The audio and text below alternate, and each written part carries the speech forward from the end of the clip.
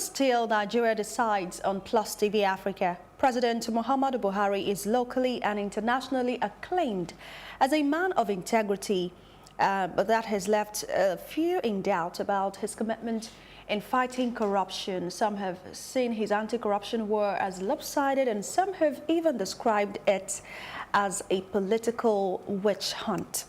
Joining us now to discuss this, we've got Tokunbo Akimbi. He is a House of Representatives candidate of the Kowa Party, Kosofe constituency. Thank you so much for joining us. Thank you. We're also joined by Chuka Okoli. He is the team lead, United Africa. Thank you so much, Chuka, for joining us.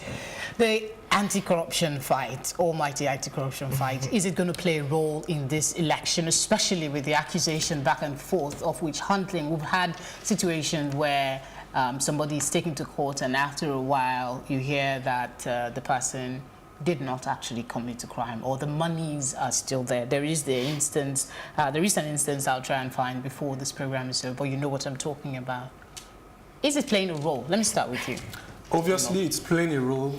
Corruption and the fight against corruption is playing a huge role. You've seen the two big parties throwing mud at each other, accusing and counter-accusing each other about corruption, one saying the other is corrupt, and then the other one saying the one is corrupt. In Kowa Party, we believe that transparency should play a big role in the way we tackle corruption. We feel and believe that books, and our policy is that books should be open. If books are open, if we are transparent, then it will be difficult for corruption to thrive. But in places or in scenarios where we allow secrecy, and we have excuses for each and everything, and we allow ethnicity and religion to play a role in things that are black or white, or we feel that lack of transparency will allow corruption to thrive. I'll take that same question to you. And the instance I was trying to cite was the case of Elder God's Day Urubebe. You know, later the Attorney General of the Federation gave a statement saying that the money that he was accused of taking has not been expended, but was awaiting further contract decisions and directives. That's the Niger Delta crisis at the time. So is there any truth to the argument that there is a witch hunting going with the anti-corruption fight? Okay, yeah, in my own personal view, I actually feel that, yeah, it's actually a two-sided thing. It's quite a double standard in their fight against corruption, because like we all know, both parties, the ruling government and the opposition, have actually been throwing tantrums against themselves as to them being corrupt, either side. But it's one of the key campaign tools which they had during the 2015 coming into the administration. But going so far, it seemed like a one-sided affair.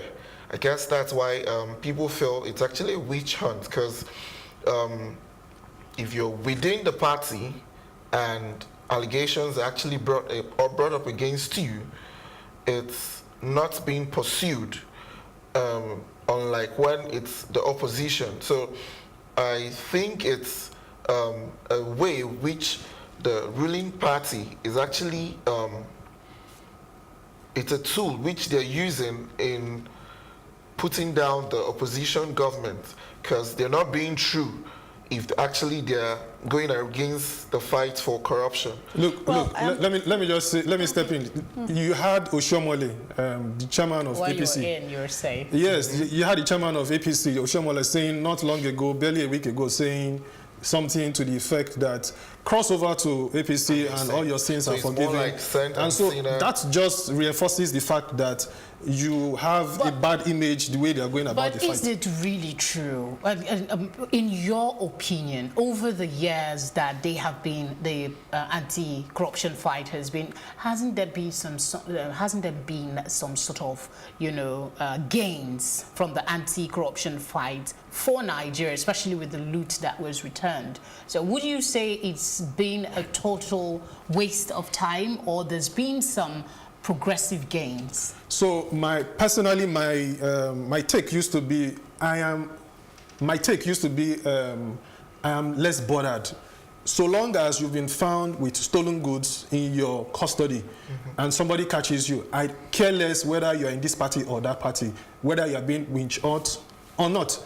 But over the years, I've evolved my thoughts with regards to that, because you create that environment where it's impossible, when you create impunity, when you create the sense that so long as I'm in this party, nothing is going to happen to me, I am safe. Well, that was not an immediate thing. That was not an immediate statement that came at the beginning of the APC. So, okay, let me wind back a bit more. I'm just saying that generally, would you say there's been some gain in the anti-corruption fight, or the argument that it's primarily a tool for witch hunting oversees overshadows everything else? So for sure there have been gains. For example, you've had two governors in this administration being prosecuted, and they are currently in jail. Not to put sand in your Gary Nigerian palace.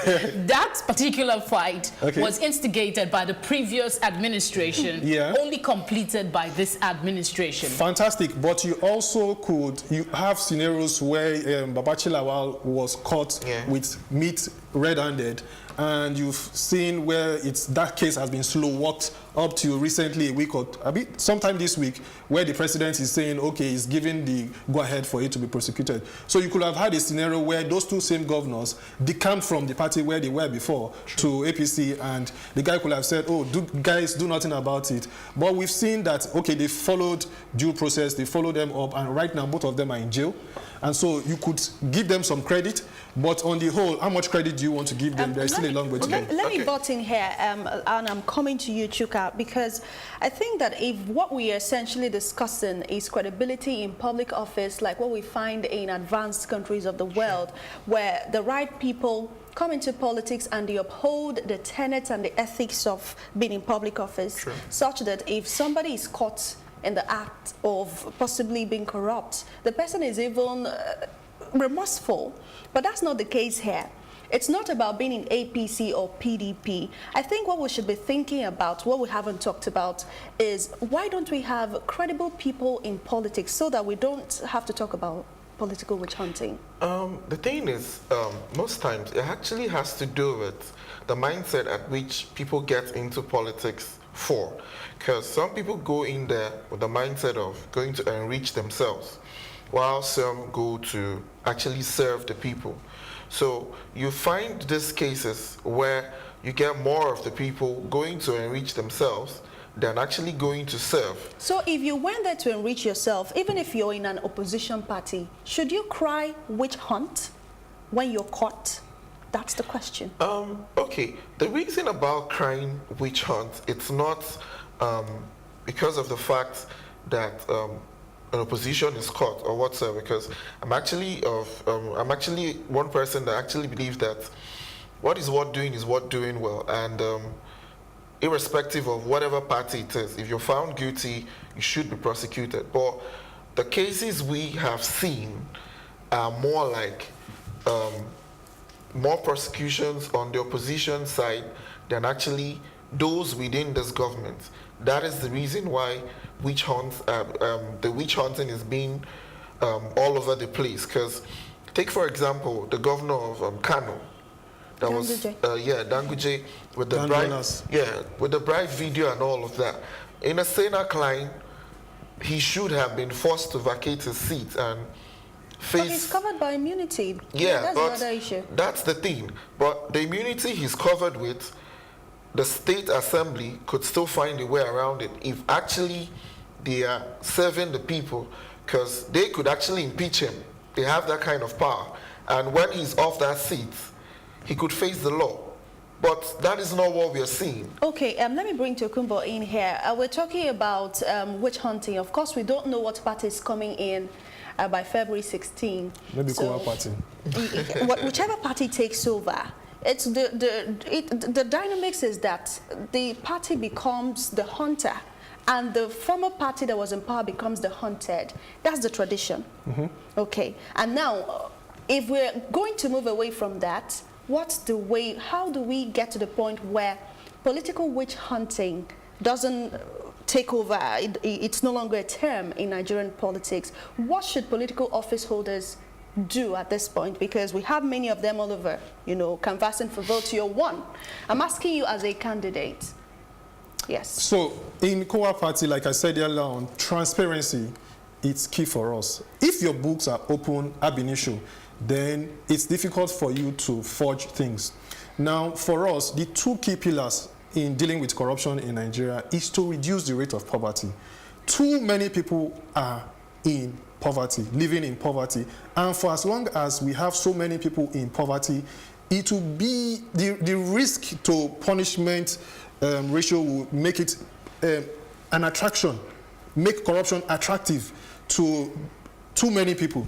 You see a scenario whereby people who are oppressing you, you vote for people who you know will oppress you. Why is that so? Because people sell their votes. And so for as long as you have too many poor people, then you are able to buy votes and you're able to perpetuate a scenario whereby those who are corrupt continue to be in position of power. And so we need to deal with the issue of poverty. I said earlier on that we need to deal with the transparency is key for us. And then more. No, I'm not asking you to tell us what your party intends to do. I'm saying that we have this system where there's a recycling. APC is in power today.